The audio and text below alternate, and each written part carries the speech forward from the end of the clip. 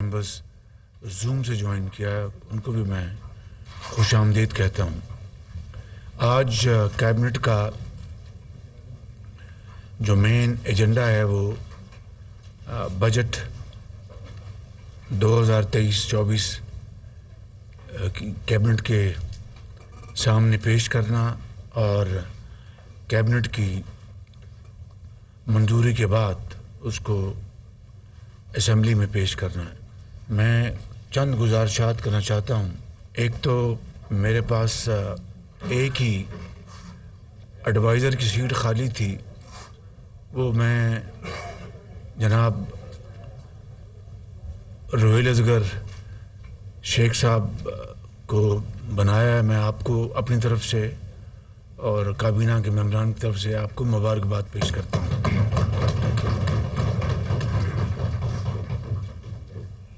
اور مجھے پوری امید ہے کہ آپ ان جو باقی وقت ہے اس میں آپ پوری محنت سے اپنی اس پوزیشن کی ذمہ داری نبھائیں گے۔ آپ نے دیکھا کل وزیر خزانہ نے جو ہماری اکانومی کی صورتحال ہے اس کے اوپر ایک بڑی بھرپور پریس کانفرنس کی، اور یہ بات کوئی ڈھکی چھپی نہیں کہ پچھلے 14 مہینوں سے جب سے ہم نے یہ ذمہ داری سنبھالی، سب سے پہلا جو ہمارا امتحان تھا وہ IMF کے ساتھ جو معاہدہ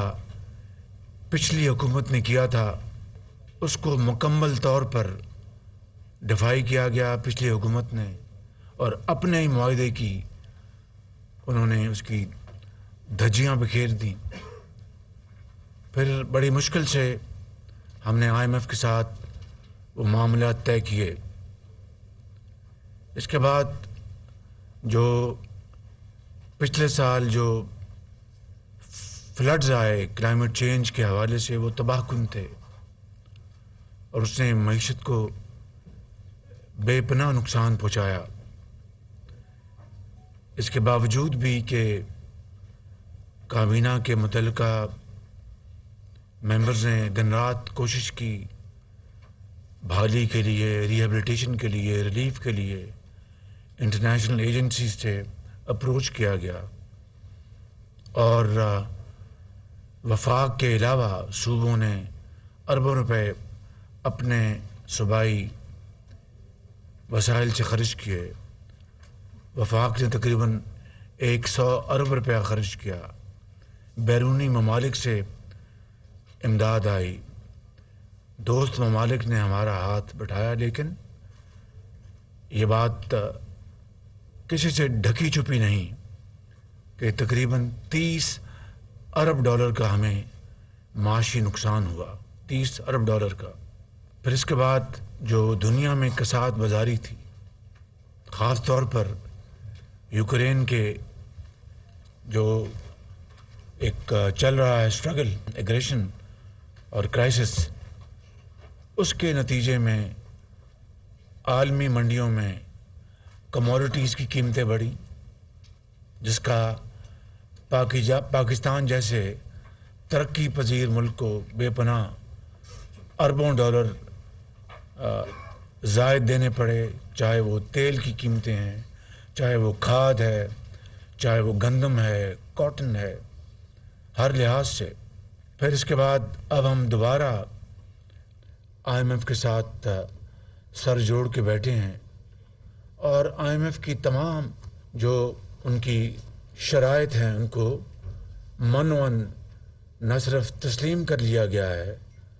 بلکہ ان کے اوپر پوری طرح ہم نے جو پرائر ایکشن جو ہیں ان کو ہم نے اس کا عمل درآمد کیا ہے۔ لیکن ابھی تک جو سٹاف لیول ایگریمنٹ ابھی تک سائن نہیں ہوا، جس کے بعد بورڈ میں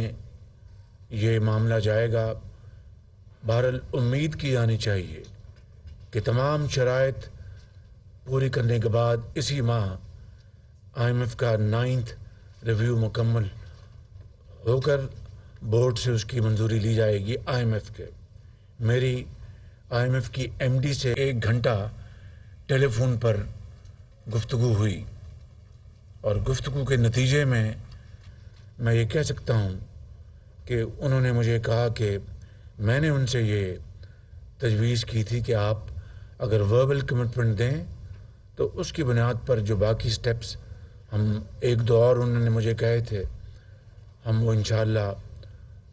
وہ سٹیپس ہم لے لیں گے۔ انہوں نے مہربانی کی، وربل کمٹمنٹ دی، جس کے نتیجے میں ہم نے وہ سٹیپس بھی ہم نے اٹھا لیے ہیں۔ لہٰذا اب کوئی ایسی چیز باقی نہیں جو کہ اس میں رکاوٹ بن جائے۔ ان تمام جو میں نے ابھی جو مسائل آپ کے سامنے رکھے ہیں، اس سے پاکستان کے عام آدمی کے اوپر بے پناہ مہنگائی کا بوجھ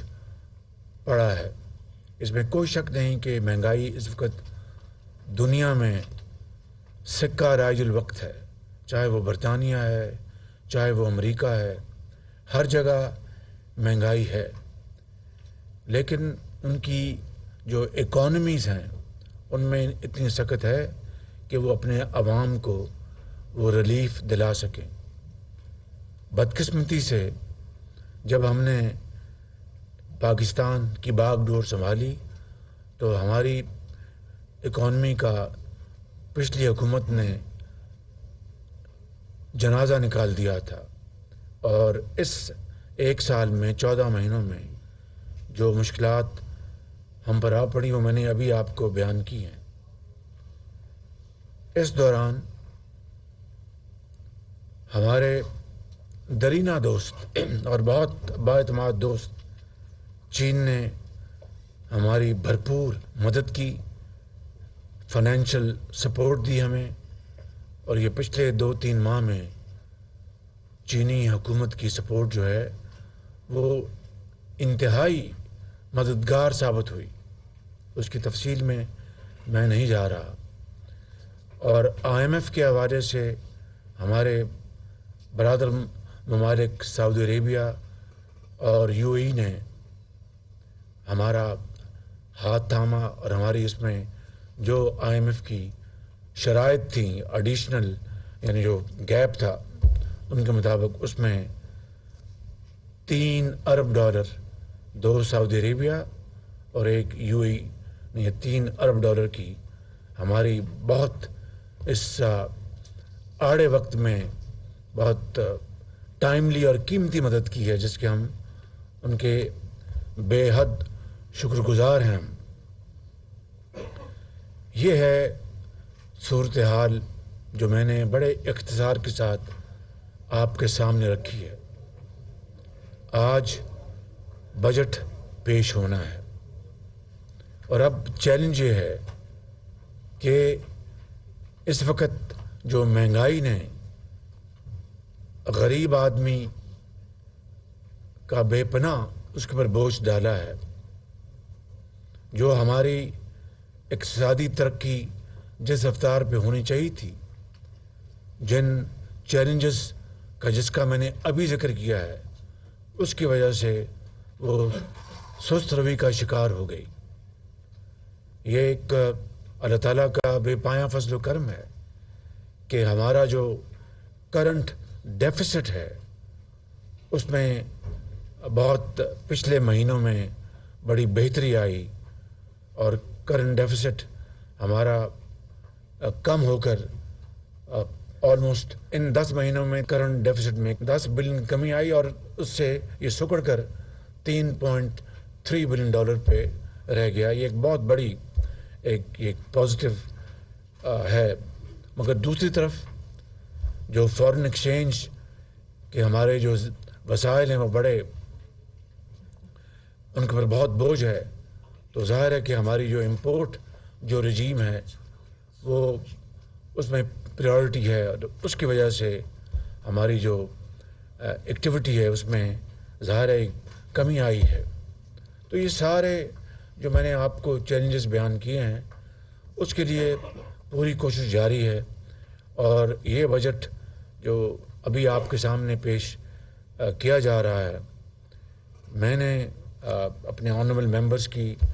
معاونت میں، ان کی مشاورت کے ساتھ، وزیر خزانہ اور ان کی ٹیم کے ساتھ، اور پاکستان کے جو سٹیک ہولڈرز ہیں، کاروباری حضرات، زرعی فیلڈ سے جن کا تعلق ہے، آئی ٹی سے جن کا تعلق ہے، ایکسپورٹرز، ہم نے پچھلے ہفتے ڈیڑھ ہفتے میں کئی ان کے ساتھ میٹنگز کیں، اور اس کا خلاصہ یہ ہے کہ ہمیں جو ہماری جو زرعی شعبہ ہے اس میں ہمیں بہت جلد اچھے نتائج مل سکتے ہیں اگر ہم اس میں کوئی ٹھوس اقدامات اٹھائیں۔ صرف اس بات پہ خوش ہو جانا کہ چونکہ کسان کو گندم کی قیمت اچھی ملی تو بمپر کراپ ہوئی، یہ اللہ تعالیٰ کا بے پایاں فضل و کرم ہے، اور یقیناً کسان اس کو اچھی قیمت ملی اور اس نے محنت کی، لیکن کیا ہم 75 سالوں میں ان ممالک کے مقابلے میں جن کی ان مداد میں ییلڈ دگنی ہو چکی ہے، دگنی سے بھی بڑھ چکی ہے، کیا ہم اس میں کوئی پیش رفت کی؟ تو میرا جواب ہے کوئی خاطر خواہ پیش رفت نہیں کی، چاہے وہ گندم ہے، چاہے وہ گنا ہے، چاہے وہ کپاس ہے، اور درجہ بدرجہ جو دوسری ہماری، اور پھر ہماری جو scientific research and so on so forth, تو یہ وہ شعبے ہیں جن میں اگر ہم انویسٹ کریں گے، اور دیہی علاقوں میں جو قصبے ہیں وہاں پر یعنی زرعی اجناس پر مبنی ہم ویلیو ایڈڈ چین وہاں پر قائم کریں گے۔ اگر آپ کا آم جو ہے وہ جب گلنا سڑنا شروع ہوتا ہے تو اس کی اگر کلیکشن کا انتظام ہو، سٹوریج کا انتظام ہو، مشینری ہو، اس کو ویلیو ایڈڈ میں بدلنے کے لیے آم کا اچار بنائیں، آم کے جوس بنائیں، and so on so forth, اسی طرح باقی فروٹ، سبزیاں، تو اربوں ڈالر کی آپ کو اگلے سالوں میں اس میں ایکسپورٹس مل سکتی ہیں، اور دیہی علاقوں میں وہاں خوشحالی آئے گی۔ وہاں پر آج نوجوان جو ایف اے بی اے کر گیا ہے، اب وہ فصل اپنا کی بجائی اور کاٹنے میں اس کا کوئی انٹرسٹ نہیں ہے، وہ شہر آنا چاہتا ہے۔ اس کو اگر ہم اپرچونٹیز وہاں مہیا کریں گے، وہاں پر یہ وسائل دیں گے، تو وہاں پر رہے گا، اپنے گھر کی خدمت کرے گا، ماں باپ کی، بزنس چلائے گا، اور شہر میں جو مائیگریشن ہے اس میں بھی خاطر خواہ کمی آئے گی۔ میں تفصیل میں نہیں جا رہا، اس کے اوپر ہم نے بڑا کام کیا ہے، وہ فائنانس منسٹر آپ کو بتائیں گے۔ اسی طریقے سے آئی ٹی کے شعبوں میں، ایکسپورٹس میں، اس میں ہمارے منسٹر آف کامرس ہیں، منسٹر آئی ٹی ہیں، اور دوسرے منسٹر فائنانس اینڈ دوسرے جو ہمارے منسٹرز ہیں، انہوں نے سب نے بڑی اس میں معاونت کی ہے۔ پھر اگلی بات اور جو آخری بات میں جو بطور ابتدائی کرنا چاہتا ہوں یہ ہے وہ جس سے کہ ہم اکانومی کو آگے بڑھائیں گے، لیکن یہ بات میری بات یہ طے ہے، یہ میری بات نوٹ کر لیں کہ دنیا میں، پاکستان چھوڑ دیں، دنیا میں جو معیشت کا پہیہ جڑا ہوا ہے سیاسی استحکام کے ساتھ، اگر ملک کسی بھی ملک میں، چاہے وہ پاکستان ہو، کسی بھی ملک کے اگر سیاسی استحکام نہیں ہوگا تو وہاں پر معیشت، ترقی تو دور کی بات ہے، تباہ ہو جائے گی۔ آپ 70 کی دہائی میں جب یورپ میں بڑے بڑے پروٹیسٹ ہوئے، دیکھ لیجئے کہ ان کی اکانومیوں کا ان کی وہ جنازہ نکل گیا۔ اس طرح کی دنیا میں کئی عصر حاضر کی مثالیں موجود ہیں۔ تو پاکستان میں پچھلے ایک سال سے جو یہاں پر پولیٹیکل انسٹیبلٹی کی بھرپور کوشش کی جا رہی ہے، اس کے لیے جو اپنا ذرائع تلاش کیے گئے، اس کے لیے جو بیانیہ اختیار کیا گیا، اس کے لیے جو جتھے بندی کی گئی، اس سے اس ملک کے اندر ایک سیاسی ایک طوفان آیا، ایک سیاسی ہلچل نہیں بلکہ ایک طوفان آیا، طوفان جس نے کہ معاش کے پہیے کو جام کر دیا۔ فورن ڈائریکٹ انویسٹمنٹ وہ آلموسٹ ختم ہو گئی، ملک کے اندر جو سرمایہ کار ہیں وہ رک گئے، اور جو سندوں کی چمنیوں سے دھواں نکلنا بند ہو گیا۔ تو یہ وہ سب سے بڑا الارمنگ فیکٹر ہے کہ اگر سیاسی استحکام کے بغیر آپ اربوں کھربوں ڈالر جھونک دیں اس کا کوئی نتیجہ نکلے گا. اس لیے سیاسی استحکام لانے کے لیے ہم سب اس کے اوپر یکسو ہیں. اسٹیٹ آف پاکستان یکسو ہے, ادارے یکسو ہیں کہ سیاسی استحکام لائیں گے تو یہ معاملہ آگے چلے گا. آخری بات یہ عرض کرنا چاہتا ہوں کہ غریب آدمی, جس طرح میں نے شروع میں نے کہا کہ وہ بیچارہ پس گیا ہے, اس کی تنخواہ اگر اس میں خاطر خواہ اضافہ نہ کیا گیا تو میں سمجھتا ہوں کہ جتنے بھی مشکل اور نامساعد حالات ہیں, یہ ہماری بہت بڑی ذمہ داری ہے کہ ہمیں کم از کم اس کی تنخواہ میں اتنا اضافہ کریں جس سے کہ وہ اپنے بال بچوں کا جو پیٹ جو ہے وہ ان کو پال لے اور ان کی جو بنیادی ضروریات کو وہ پورا کر لے. اسی طرح پینشنرز ہیں, ان کی پینشن میں وہ ریٹائرڈ لوگ اس انفلیشن سے ان کی پینشنیں آدھی سے بھی کم ہو گئیں, ان کی تنخواہیں آدھی سے بھی کم ہو گئیں. تو اس لیے پینشنرز کا ہمیں خیال کرنا ہے. یہ وہ دو ایشوز ہیں جو آج آپ کے سامنے پیش ہوں گے. آپ نے رائے دینی ہے اور اس کے مطابق پر انشاءاللہ ہم آگے چلیں گے. میرا یہ یقین ہے کہ ان تمام تر مشکلات کے باوجود دیکھیے کہ بمپر ویٹ کی کراپ ہوئی, اللہ تعالیٰ نے بڑا فضل کیا. 10 سالوں میں یہ سب سے بڑی گندم کی, اور اسی طرح کاٹن میں جو کاٹن کی قیمت اناؤنس کی گئی, کاٹن کا جو ایریا ہے اس میں خاطر خواہ اضافہ ہوا جس میں کاٹن کی بجائی کی گئی ہے. اور امید کی جانی چاہیے کہ اس مد میں ہمیں اللہ تعالیٰ اپنا کرم فرمائیں گے. پھر ہم کوشش کر رہے ہیں کہ گیس کی قیمتیں دنیا میں نیچے آ رہی ہیں, کہیں سے ہمیں گیس کا نیا کانٹریکٹ مل جائے جس سے کہ اس وقت جو گیس جن قیمتوں پہ خریدی گئی تھی ماضی میں, اگر ان کم قیمتوں پہ کوئی کانٹریکٹ مل جائے تو ایوریج جو ہے اور قیمت کم ہو جائے گی, اور اس سے ملک کے اندر اقتصادی پہیہ تیزی سے چلے گا. بجلی کی ایک بہت بڑا چیلنج ہے, آپ جانتے ہیں. آج اس کے لیے وقت نہیں, آپ نے پیچھے پریزنٹیشن بھی لی تھی. میں ان الفاظ کے ساتھ آپ سب کا بہت شکر گزار ہوں. کا پہیہ سیاسی استحکام کے ساتھ جڑا ہوا ہے. وزیر اعظم شہباز شریف وفاقی کابینہ اجلاس میں گفتگو کر رہے تھے.